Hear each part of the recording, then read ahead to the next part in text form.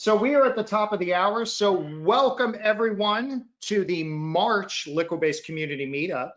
I am Robert Reeves and I drew the short straw today and I will be hosting. But I think we're going to kick things off with a poll. And the question is, how long have you been using Liquibase? So we'll push this out to the audience. Got a few answers there. So let's give everybody a few minutes. Nathan, how long have you been using Liquibase? It's more than 6 months. More than 6 months. It takes too long to do the math. Is that 15 years, 14 years, something like that? Yeah. Do you do it in 6 month increments? Is that how you gauge it? That's right. I imagine it feels like 5 minutes. Yep. Underwater. I've been underwater a lot longer than 5 minutes.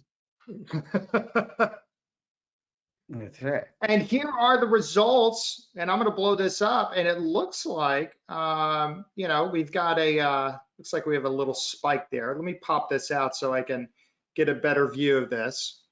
And it appears, here, let's make this big.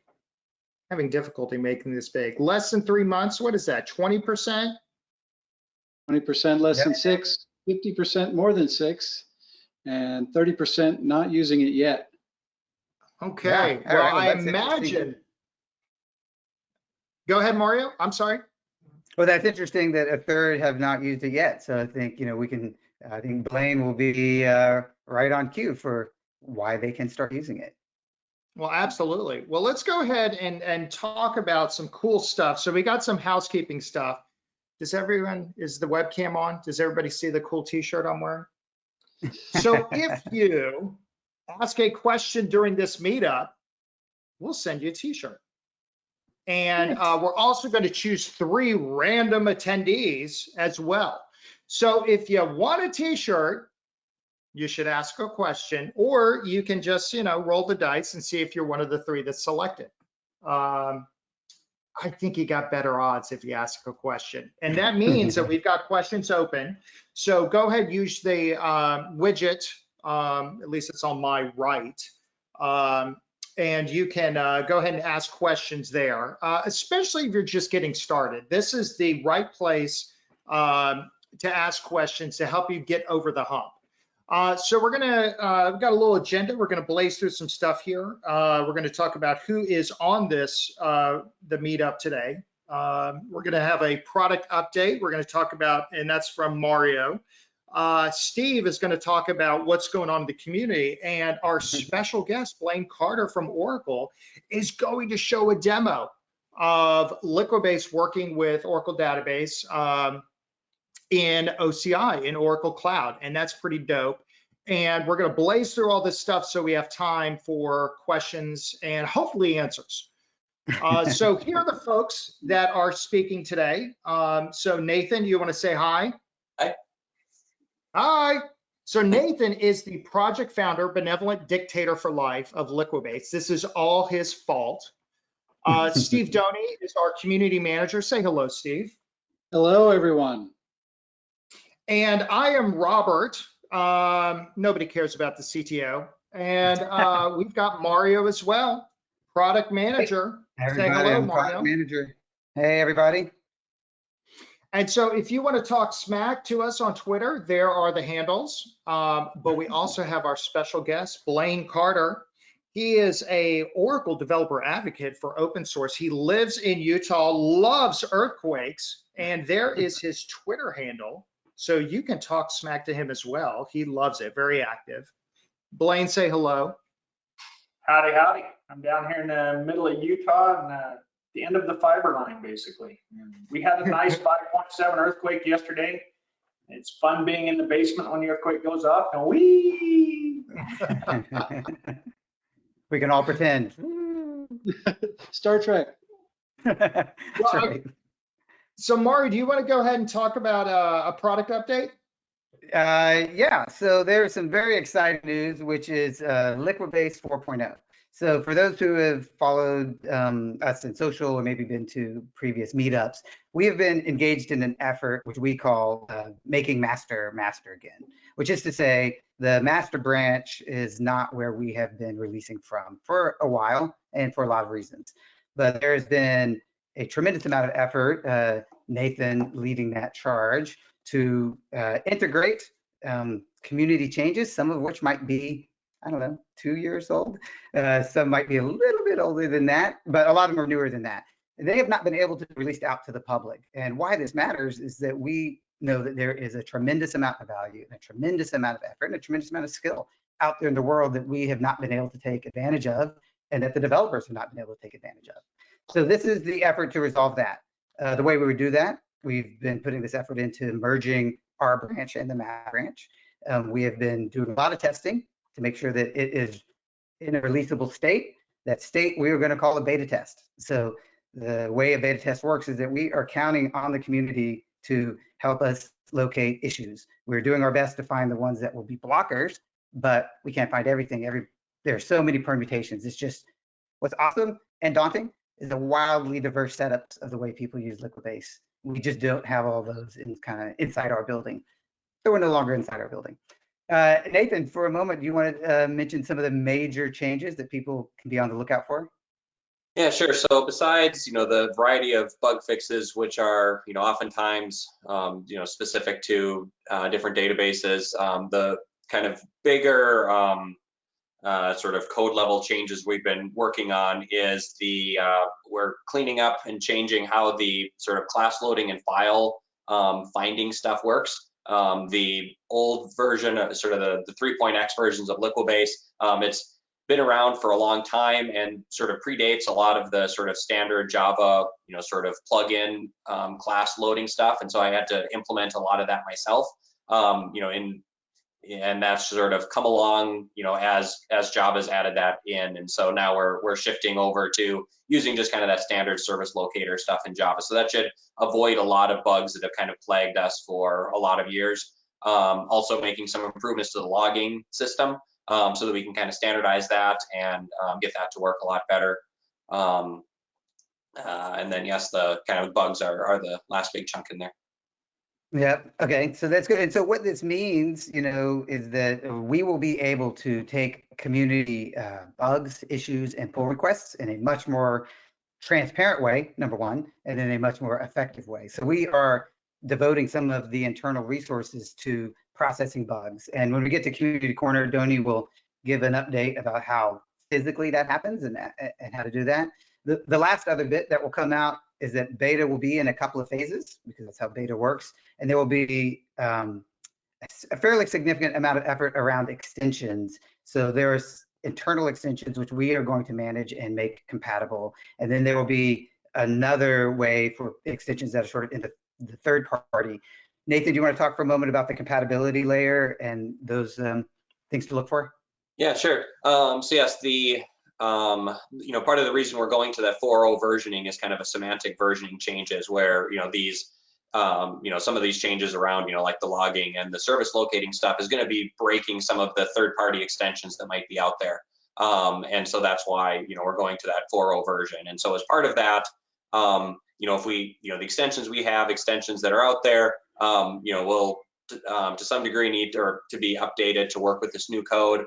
And, the next several 4X releases will probably have some similar things too, as we kind of work through some of this sort of backlog of stuff that has been in the queue for a while. But we're also going, to help ease the transition, we're going to be working on a compatibility layer as well too. So that'll be like an extra jar file that you can add in that should hopefully smooth out, the majority of things that, normal extensions will have. Like we can have a fallback version of the service locating stuff and, deprecated versions of the old logging methods, some of those things to just kind of ease the transition a little bit. It's probably not going to be a sort of a foolproof compatibility layer where it's not going to be 100% coverage for all extensions that are out there. We're going to do our best to, cover the majority of use cases just to kind of help ease that transition, for this 4.0 release and, kind of our other upcoming 4X releases.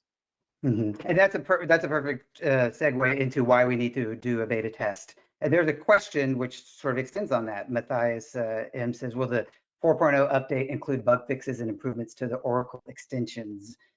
I don't know the answer to that yet. I'm going to ask Nathan in a second, but even if it doesn't, that's a thing that the community will be able to address. And that's the beauty of the beta test. We're all in this together. We admit we cannot do it all. Yep. Nathan, do you have an answer? Yep, I can talk to that a little bit. So the kind of phases we're planning on right now for the 4.0 beta is we'll have the 4.0 beta 1 release will be just of the Liquibase kind of core library itself. And then once that's out, we're going to then go and look at, our other extensions like the Oracle extensions. Those, as separate extensions, they have separate release cycles and versioning and everything. And so there'll be a little bit of a gap between when the 4.0 beta is out and when we will update the Oracle extension to work with the 4.0 beta of Liquibase itself. As part of getting that extension kind of working with 4.0, we'll look at the open issues that are logged against that, the open pull request as well, and be able to kind of incorporate some of those possibly in the kind of next release of that. If not, part of this whole kind of getting back to a standard release process is that we will be able to take in those bug fixes going forward more easily. Good answer. And Matthias has earned himself a shirt. So Robert, I don't know if you're writing those down. somebody write those down. All right, next slide. Thank you, Matthias. Good job. You want to move on to the next slide? Yeah. Okay. The other exciting, there's many things happening, but another exciting product update is we are in the process of building internally we call native executors, but really it is the ability in this case to use SQL Plus from within Liquibase. So you will be able to run your complex Oracle SQL. You'll be able to do it with a new attribute that you apply to the change set. That attribute is called run with. So it'll be literally run with equals SQL Plus. And while SQL Plus is a pro feature, what will be kind of awesome about this new attribute is that if you want to, I'm just going to spitball here, make an encrypted JDBC processor, essentially, you will be able to do run with encrypted JDBC. You'll be able to set up your own custom code to run that class, to catch that flag and run that, and supply that to the community or keep it for yourself. So this is really pretty valuable because it does come up occasionally that people have SQL which does not run so smoothly through Liquibase. There's lots of complex SQL, lots of dialects out there. Mario, I heard from Tim Hall over at Oracle Base that he really wanted this. Can somebody go through and just kind of explain why that's powerful? Why you would want to use the native SQL Plus executor? Sure, I can do it, or Nathan or Donnie, since both of y'all have. All right, I'll go. So there is just the way Liquibase processes an XML changelog or a SQL changelog are slightly different. They're often the case where you need to create complex SQL. So it has variables or it is multiple statements long. SQL has delimiters. You can figure out how to set that up so that you can run multiple commands. JDBC doesn't like to do multiple bits of SQL in one connection. That is certainly required at times. So native tools like SQL Plus or SQL Command and others let that happen. So we are just going to, instead of running a default JDBC connection, let you choose how you want to run it. And so this technically happens through the way we'll set up a new config file, which will point to a new class that will run when this is flagged. But this allows you to do the things that you do already without trying to work around, let's say you're using Excel changelogs or the way you're using SQL changelogs. It lets you do it in a much more convenient way. Do you want to add anything, Nathan? Or?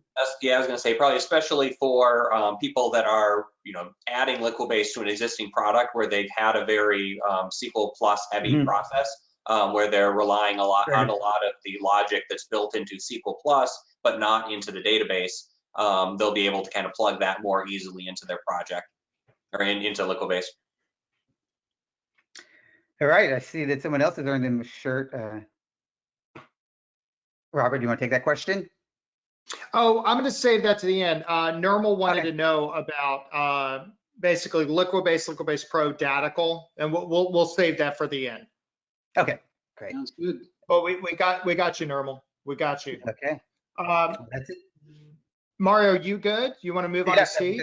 That's it for me. Cool, thank you. Steve, what's going on with the community? What's up, man? What are we doing out there? So we've been very active working on improving our processes and infrastructure for handling community bug requests or bug reports, feature requests, pull requests, all those things. We've gone in, we've used Jira for years to keep track of bugs and feature requests. And what we've figured out recently is that that's kind of a friction point for people reporting things. So in order to remove that friction, we've decided that we're gonna just do everything through GitHub. So one of the things that we've done is we've made it so that the Jira project has been changed so that no new issues can be created there. And if you go and look at that, you'll see that it kind of directs you over to GitHub. We've got GitHub issue report templates for you so that issues get handled through there. And then set up a system of labels. We'll probably be working on this system of labels as we go forward, see what works and what doesn't work. But right now, the first thing that happens is it automatically gets a status of discovery. This is when just notifying our team that, hey, we need to look at this kind of backlog if you're thinking in Agile terms. And at that point, we'll be asking questions, making sure that the pull request or issue is fully formed, that we know what success will look like when this is done. From that, we will move it into active, which means that development is being done on it. And then when it's done, we'll move it to done. That done will indicate that it's been merged and will go out into the next release. There's another status abandoned. If we get something in that just doesn't make sense, then we will mark it as abandoned and close that. Let's see. The other thing that, next slide. Sure. Is a public build server. We have been missing out on having a public build server for the past, I don't know, year and a half. We've been setting up, Datical, all of us work for Datical except for Blaine over there. We have an internal Jenkins server, and we've been doing all the Liquibase builds on that internal Jenkins server, but recognize that that's really not very helpful for everyone out there to see what's going on. So we are currently evaluating both, Jenkins, Circle CI, Travis CI, a variety of different build tools, CI tools, and of course, while doing that evaluation, we're actually implementing the build on those systems. That will be out very soon, within the next couple of weeks for sure. Once we get builds for Liquibase Core, we'll also be setting up builds for all of the extensions, make sure that we can build the extensions against the recently built core, all of those great things. It'll have things like Sonar, static code analysis, and code coverage metrics, and all of those great things. So very excited to have that moving forward. Can I ask you one question, Steve? So how does this affect the developer out in the community? How do they actually use the public build server, and what do they get out of the public build server?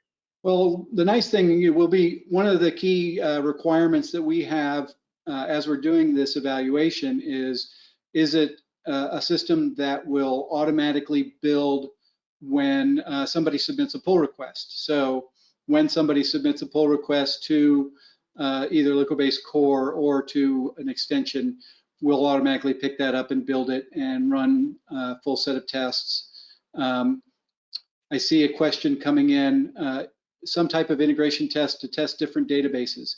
We currently do have, using Spock in the Liquibase core, there are integration tests in there, and we'll be documenting more how to set that up. And in our public build server, we will have, as we move forward, we'll probably start with a couple and expand our coverage to use, all the different databases that we want to support. Mario's going to talk a little bit more about support. What does database support mean to us as a company and as the Liquibase open source community? What do those kinds of things mean? But yes, we're also working. We have a team of people here at Datical that is working on beyond integration tests, kind of acceptance test level things that are doing multi-step stuff with Liquibase. So testing the command line, testing the Maven integration, testing the Ant integration, testing the Spring Boot integration. All of those kinds of things will also be incorporated into our testing infrastructure. So Emiliano, you got a t-shirt. Good job, good question. Hopefully that answered it for you. Yeah, and we'll go into more detail as we need. So we're moving on to the next one, huh? There we go. Oh, this is my second favorite. Yes. My favorite's coming up. We do get a lot of great pull requests. We thought we'd mention somebody kind of publicly on air today. I do not know the name of the user, B. Gula. I believe they are in Hungary. Submitted a couple of recent pull requests. There's been several other things, but the thing that I thought was super cool was not only did they go through and edit like the doc comments, we have documentation for all the change types. That's all generated using a documentation generator that looks at the source code. So they went through the source code and improved some of the attributes and the annotations, but then they also looked at the code generator itself and improved that to include a better HTML layout. Really cool stuff. Wanted to try and get that into 3.8x. It actually had some changes to the Liquibase XSD, which means that we need to have at least a minor version bump for that. So they could have gone into a 3.9. We're skipping over a 3.9. We're going straight to 4.0. So that will be incorporated. I don't know if we're going to be able to get it into the 4.0, but maybe like the 4.01 or something like that. Looking forward to merging those pull requests. So thank you to B. Gula, and we will move forward. Next slide. You got it. Oh, it's a poll. It's time for a poll. Yeah. What excites you most about Liquibase 4.0? And it is a big deal. Nathan, what people were talking about, thinking about the poll, how long has it been 3-something X? Well, so it's probably been, we had our 3.6 release was kind of the last one that came out of master. And that was probably about a year and a half ago. It's kind of what I'm remembering. And then the 3.7 and 3.8 releases have been branched off of that 3.6 release, rather than kind of coming back from master like we had before then. So yeah. So 4.0 has been a little while in the waiting, but I think it'll be good. Not I think. I know it'll be good. Yep. And actually, even it's a lot of code that I've been working on, for probably over 2 years before that. It's been a lot of kind of some exploratory refactoring work, and I had been kind of initially planning it to be sort of a larger fix or larger release with more than sort of more refactoring pieces kind of all together, but it gets to be a lot that easily kind of snowballs into sort of a second system syndrome kind of a thing. So kind of refocused on just kind of a couple things that we'll bring out in a couple phases. But definitely, it's been some changes I've been working on for a long time. So it's gonna be great to have them see the light of day. I knew that one was going to be top. Yep. Yeah. Well, that's good. I mean, we assume people want to see the fixes. People want to see the value. That's awesome. We see you. We see you, fam. We hear it. All right. And so I think we're going to move on to the next part. And this is the really exciting part. So Blaine has got a live demo he's going to show us. And so I'm going to kind of fill some dead air while he takes over. Do you juggle? Gets ready. So we need to going to make him presenter. We're going to see his screen. Yeah, Blaine, take it away, brother. All right, I clicked the button to share my screen and it went away. Well, we could see, we see a tab here with howdy, I'm Blaine Carter. That's what we see. It's working. Move the webinar screen because it likes to be on top of everything. It's like you guys here. Okay, so now I can see the screen. All right, so there's some extra contact information if you'd like to get a hold of me for any reason. I like to talk. I like to help. So if you want to find, there's my blog, there's my Twitter, there's my YouTube. I do a lot of that type of stuff. So today I'm here to talk about how to take Liquibase and get it connected to an always free, that's my favorite better words on that screen, Oracle Autonomous Database. Now, of course, this will work with any Oracle Autonomous Database. I just like the free one. So let's move on to here. So if you want an always free database, you can go to oracle.com/cloud/free, and you'll get to this screen, and you'll get a 30-day trial. But once that's up, you'll get all of these resources for free forever. So you'll get 2 VMs, 2 databases, some object storage, a whole bunch of stuff. So that's how you get your database to do the stuff that I'm about to show you. Why is there, okay. You probably, since you're in this particular meetup, you've probably heard of Liquibase before, I would imagine. There's just some links there to get to the, I assume the GitHub still, Liquibase, and the main website, all of that. You've probably seen that before. So when you're connecting from anything to an Oracle Autonomous Database, there is some extra security built in, and you need to deal with the Oracle Wallet, which has some encryption stuff built into it to make your connection a little bit more secure.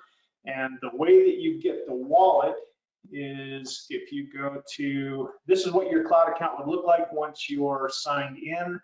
You can go into the little hamburger menu, go down to your database, find your database.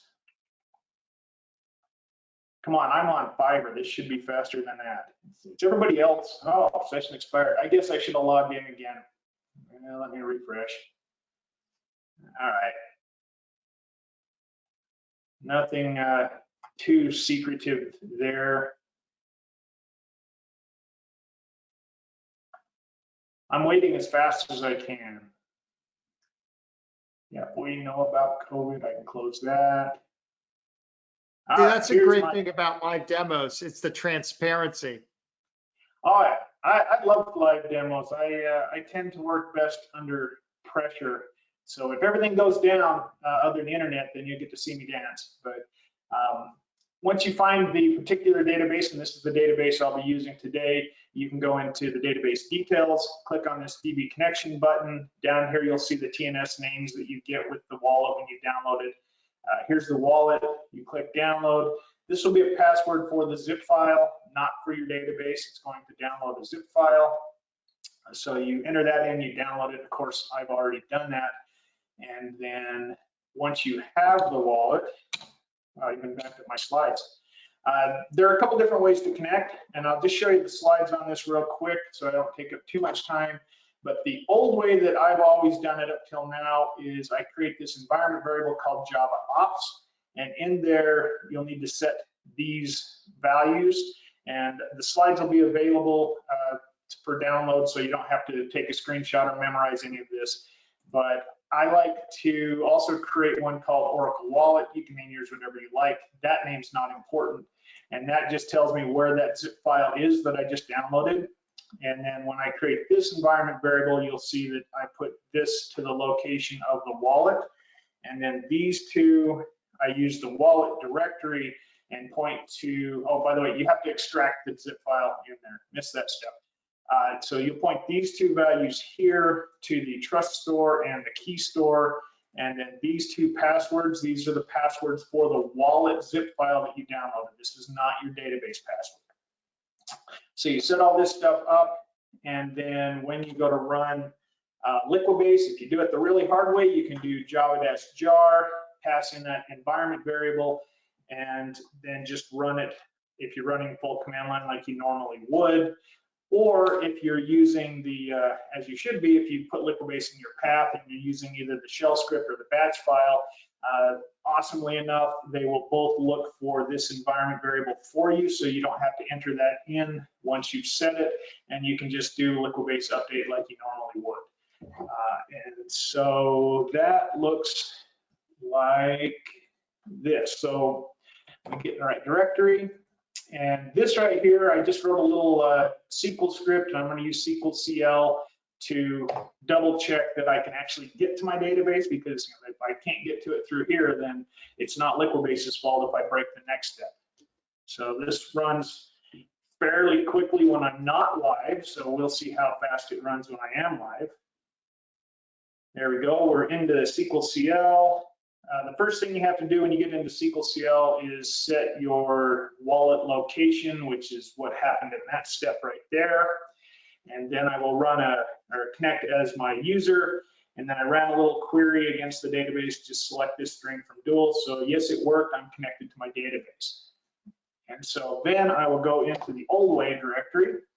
And here I'm going to set the wallet and set the Java ops environment variables.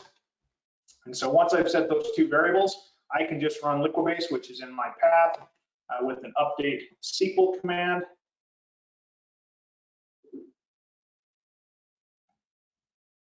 All these people at home watching Netflix are slowing down my, there we go. I mean, all these people at home working, yeah, we're all working really hard. All right, making my connection. Okay, this ran in like 5 seconds when I did this, just before the video. There we go. I'm gonna blame my laptop because it can't be my connection. All right, so there, Liquibase ran. I'm just going to unset both of those environment variables and then show you that it's not going to work at this point. And once again, you really only need the Java ops environment variable. The other is just because I'm too lazy to type that out more than once. I'm a big fan of automation. And so you see there are the expected errors that I wanted to get. So that was an intentional error, failed successfully. All right, the new way. I found this on the Liquibase. Actually, I saw this one, Robert tweeted it out, and then I went through and did the tutorial. But if you go to Liquibase and look for this tutorial, it's a really good tutorial, walks you through all of the steps on how to connect with the new way. One key thing to note is that I was having issues yesterday because normally I work on a nice Linux system at my main house. I'm out in the middle of the desert right now to get away from all the virusy things, but and on that, everything's set up great. I get on my laptop, I hit go, and I get all these weird errors. You need to upgrade your Java to a high enough version to be able to use the OJDBC 10 jar file. And so that was my issue yesterday. But beyond that, the biggest thing is once you follow the steps in your Liquibase properties file, there's this new piece in the red. So you'll tell Liquibase how to, or you'll tell the OJDBC how to find your TNS admin. And that's the directory that you downloaded that zip file into and extracted it. And so that's located here. And go ahead and memorize my admin password. That's super secret. I'll probably use that forever. And so with that, there are a couple other things that you need to do But since, my favorite thing to do is automate, I'll just show you a script that is setting up how all of that works here in just a second. And so switch into the new directory. And once again, those environment variables are unset. So this is calling, the big change here is this is calling the new properties file that has, it's saying use OJBC10. And while that runs over, I will go into here and show you the other things that you need to change. So here's my wallet file.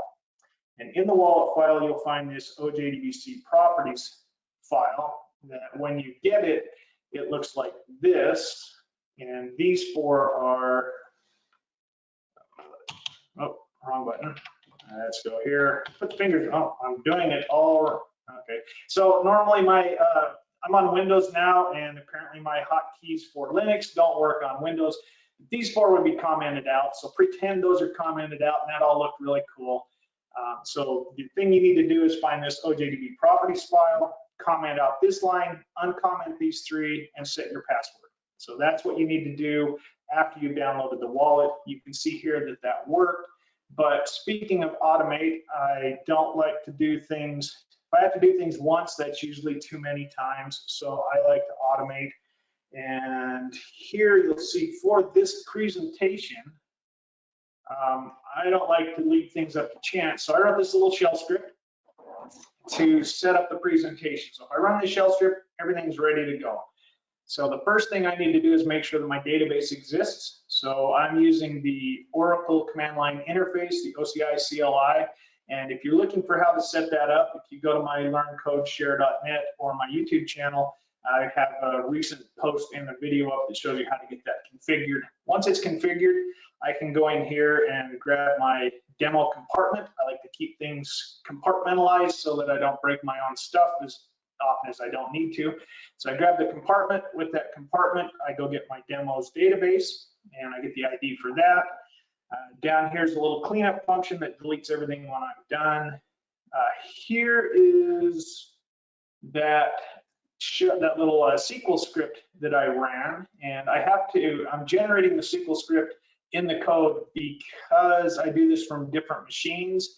And of course, tools like SQLCL, SQL Plus, they don't typically allow you to get to external environment variables. So I just write a new script from scratch using the presentation directory that I've set up, pipe that out to a file.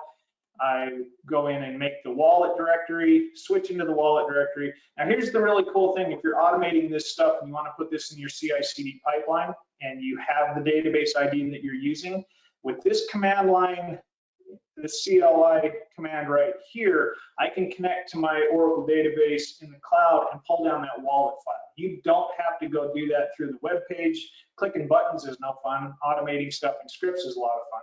So this will actually go out and pull down that zip file for me with this one command. So you can do all of this from a shell script. And then of course I just unzip the zip file in the directory. Now those changes I was talking about in that OJDBC properties file, using the sed command, which is a text replacement thingy that I've learned about recently. And I go in there and I find that line and I change it to be commented out. That would be that second line that I commented out. I go find those 4 lines that were previously commented out, uncomment them, and then this is what the password will look like when you first download the wallet. I change that to my super secret password. Please don't memorize that. I use it for everything. I'm not that bad. And then down there, I have I check for command line parameters. So when I run this script as initially, I will tell it to initialize the presentation. When I go to run that for this part that I'm showing you, which right here I'll run it, I leave the init out. And so not only will this go get all of that stuff and set everything up, but it's also going to run the SQLCL command and it'll switch into the new directory and run the new way for the Liquibase update. And so obviously this is going to be super fast enough that I can take a drink of coffee. Okay, maybe I'm gonna get 2 drinks of coffee. But so what this is doing, of course, is going out and walking through all of those steps there. Let me make this a little bit bigger. And while that's running, if there are any questions, I can answer questions while this goes. I wait faster than most people, and I'm waiting really fast. Go ahead. Well, and just to let the audience know, we are at the end, we're going to have a link to a recording of this that you did. So if folks want to see this again, you'll also get an email for the meetup today, but you'll also have a link to your YouTube recording of this demo. And the YouTube recording is quite a bit longer. I go into a little bit more detail, but you can see there that downloading file, that's one of my favorite commands of the CLI. That's where I got the zip file. I extracted the zip file there in the shell script, and now it's setting up the OJDBC properties file, whatever the name of that was. I don't know if you noticed over here, the wallet directory appeared, and in there is the wallet files that it pulled down. Now it's connecting to SQL and running that query that's going to say, did it work? And of course it's going to say, yes, it did. There we go. Yes, I connected to my free database. I love that free database thing.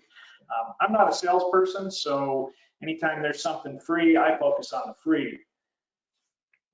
And then, well, Blaine, I think one of the things that the folks on this, on this meetup really should understand is if you are in a position where, man, I need an Oracle database, and you just go to OCI and sign up and you get it.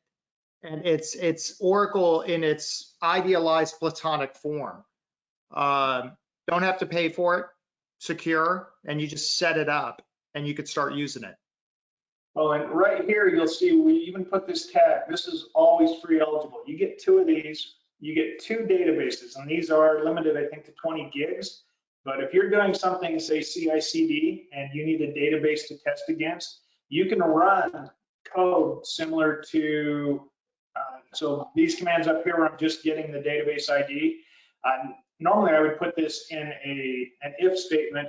Does my database ID exist? No, go make me a demo database. And so when I'm setting up for a presentation, I can just run it. If for some reason I nuked it when I was done, I get a brand new database set up. I run SQL to make my schema. I can run Liquibase to make all of my stuff in there. Then I can run, say, UTPL SQL, another great open source tool to do all of my my unit testing on my PL SQL code. And then, of course, everything passes every time when I run it. But once I'm done, I can nuke the database. I can do all of that from a shell script using this command line interface. Cool, man. But so that's it. There's my contact information again. And if you would like to see these slides on a PDF, I'll put this in the chat. Let's see, make sure I get all the letters in there. I'll pass that in, but let me drop that here. Oh, there we go. And that link will get you to this presentation in PDF form. Any questions for me? Well, that's a really good segue there. So we're going to go ahead and show my screen. And there we go, questions for the team. Melissa just sent out in the chat window the YouTube link. And so we're certainly going to open it up for questions. We've got a backlog that we need to go through, but I did want to point out before we get too far, this is how you can contact us. There's certainly the Liquibase subreddit, Stack Overflow, tag it with Liquibase, and then just you can blast us on Twitter. There's the link for Blaine's demo. And then of course, we're going to be doing this again April 16th. So questions that we have had come in, one was from Dion. He's a Datical, and he just wanted to, he asked, hey, is it going to be obvious when we go to the old Jira that you need to go to the new GitHub where we're accepting issues? And Steve, I think you said, yeah, that stuff, it's pretty clear. Yeah, that should be obvious. I think what I ended up doing, just to make it super obvious, the display name of the project was core, and I think now it's core please don't use this, go to GitHub. Wait, so they have to read it?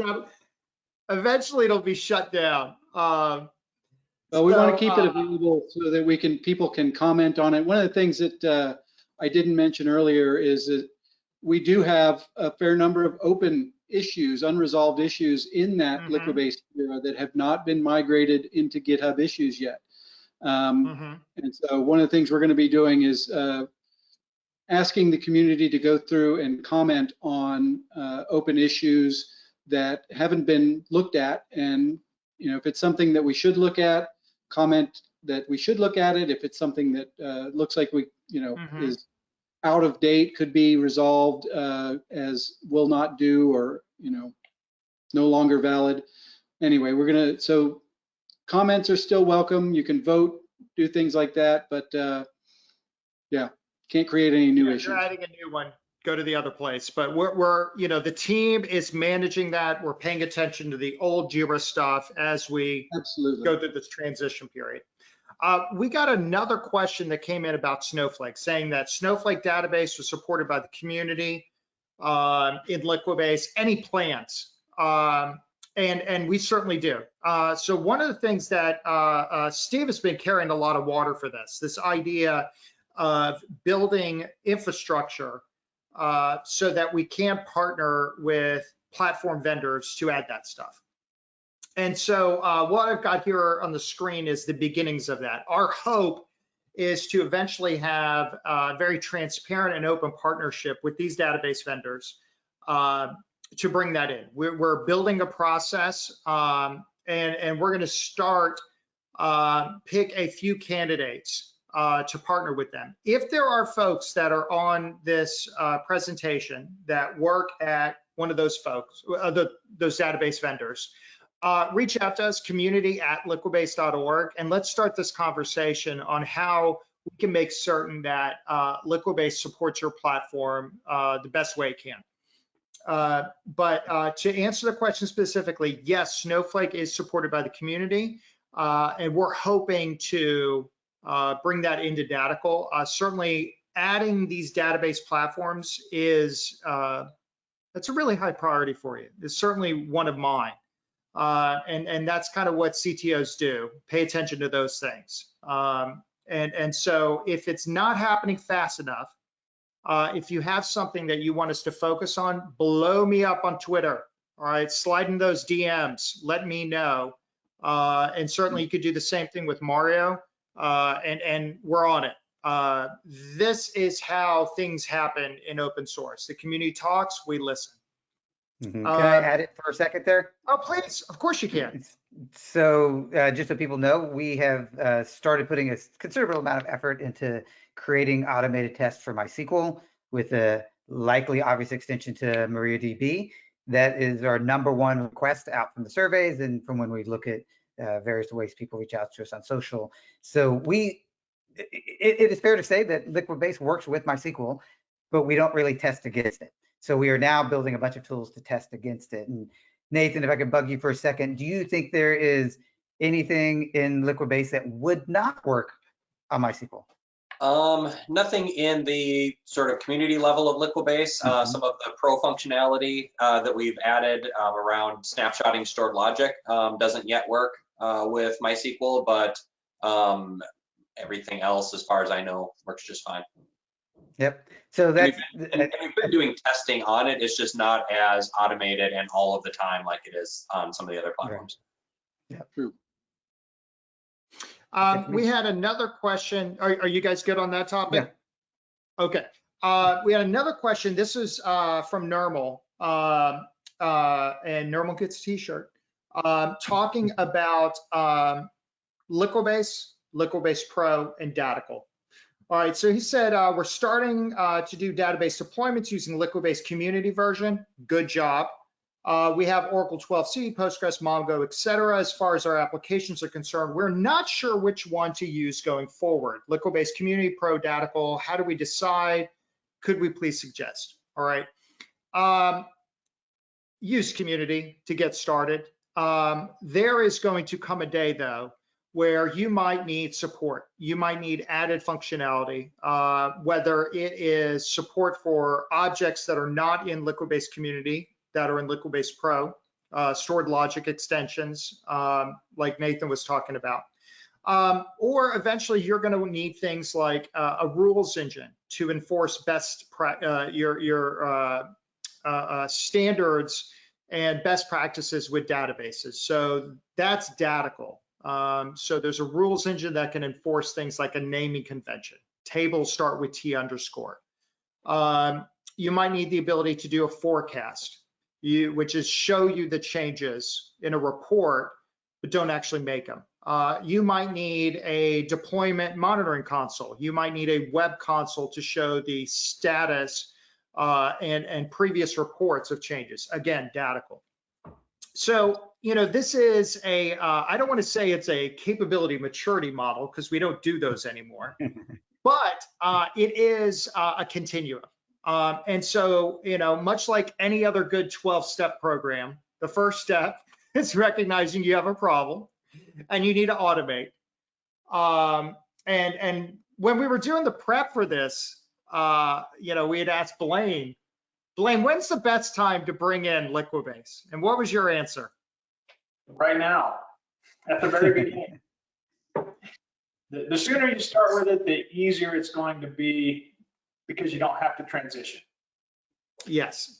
And so, look, there are certainly options, with Liquibase Pro and Datical. But first thing you should do is automate. And you can decide as a user, you might run into situations where you want to start paying attention to KPIs, lead time, change failure rate, mean time to recovery, those sorts of things. And that's where Datical can help out. You might run into issues where the DBAs are spending a lot of time reviewing your changes with Liquibase, and you want to automate that, again, with Datical. Or you might need services and support. You might need a throat to choke or somebody to hold your hand. We can do that with Liquibase Pro, but you will not know until you start implementing it. So the best time to plant a tree 20 years ago, second best time today. Normal, hopefully that answered your question, but you can always download a trial of Liquibase Pro, and then the team will reach out and we'll see what we can do to help out. Were there any other questions that you guys wanted me to focus on? Were there any hot ones before I go into the other backlog stuff? I'm good. I think that's it, yeah. Okay, so we've got a lot of questions from other sources here. Reddit, Stack Overflow. And so let me read the one from Reddit. I'm a DBA, Oracle Postgres SQL, major insurance company. What does the validate command check for? Who wants to answer that one? I can take that one. I hope you wrote it. That's right. So what the validate command does is it basically checks, will it be able to run the logic that's in your change sets without any sort of validation errors. So the validation errors it would be looking for would be, if you're using XML, it runs it through the XSD just to kind of make sure there's, it's valid XML. If it's JSON or YAML or formatted SQL, it's using, the validations for that, just make sure they're formed correctly. It checks for, the different attributes you have on the different functions in there. Are you missing anything that's required, or are you using something that's not allowed for your particular database you're talking to? Does it have any checksum errors versus the database that you're running against? Is there, if you're referencing files, like if you're referencing a SQL file or whatever, you're doing includes, do those files exist? So it's a lot of that sort of structural, is everything there that we need to actually do the execution of the change set or the execution of the script? So if you're setting this stuff up in automation, you've got you're hooking this up with Jenkins. Before you run Liquibase update, maybe run Liquibase validate. And Liquibase validate is really the first step of doing an update. So if you just do an update and then you do a validate, it's probably not it's just going to kind of be doing that validate twice. The update would fail with the exact same errors. But it lets you, it would be more if you're wanting to make sure that there wasn't any change or any problems, maybe before you're checking stuff in, or where you're not actually wanting to do an update. Most of the time you are wanting to do an update, so just jump right to the update. But times that you just want to make sure everything is there and correct without even bothering with the update, validate will do that for you. So before git push, do a validate. Yeah, yep, that'd be good idea. Well, we've got one more question here, and I wanted to save this. This is the fun one, all right? Because there's a lot of feelings and emotion about this. I know I certainly have it as a former release manager.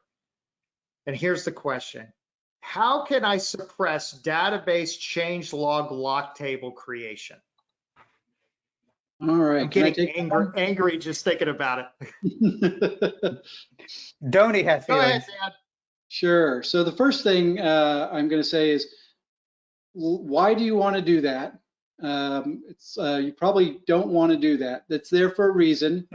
That's kind of like, how do I disable the safety on my machine gun?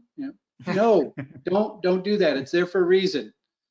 But if you do, for some reason, and you've thought about it long Zombie enough, apocalypse. considered your life choices, and you decide, yeah, I really don't want to do the locking, there are extensions that will allow you to do that. Yeah, and Now, the Will extensions, remain unnamed. yeah, and now the Nathan, extensions are in the Liquibase organization on GitHub. So if you go to github.com/Liquibase, that'll list all of our extensions, and one of them is a no lock extension, I think is what it's called. Yep. now Nathan, you had not a counterpoint to this, but you were a bit more not expansive, but you were a little softer than Steve, Yeah, and your take on it. Yeah, I guess I agree that, yes, make sure that you're understanding the reasons for turning it off. The main reason that we have it in there is if you're trying to do an update against the data, if you have multiple versions of Liquibase running at the same time against the same database, they're going to sort of trample on each other. And so, the reason for that database changelog lock is just to kind of avoid that. So you hit it a lot, like if you have a cluster of machines that are coming up at the same time, that have Liquibase running in kind of an embedded mode, like with Spring or Spring Boot or Servlet or something like that, where they're all, trying to update that shared database at the same time, or, that's probably the most common time you're going to run across that. If you have, something where you're more in control yourself of when Liquibase is being ran, and you're more confident that there's only one instance of it being ran, like, if you're running in a Kubernetes sort of environment where you pulled Liquibase out into a into a config that is only going to run once as part of the cluster, just based on that configuration, or if you're running it in a build script or something like that, you're able to where you're taking control yourself of, I know that there's only one instance of it, then that locking's not really gaining you as much. I'd still tend to say it's probably not going to cause you any problems, and so it's best to still just leave it in there. I know there are times that we can run into problems with the changelog lock, mainly if the Java process ends up dying for some reason in the middle of the Liquibase update. That lock gets stuck there, and it kind of gets to be a pain to clean up. That is one of the things we're kind of looking at improving in the 4x time frame, as we're kind of working through some of these longer outstanding bugs that take some API changing things to fix. Improving that changelog lock mechanism is one of those things.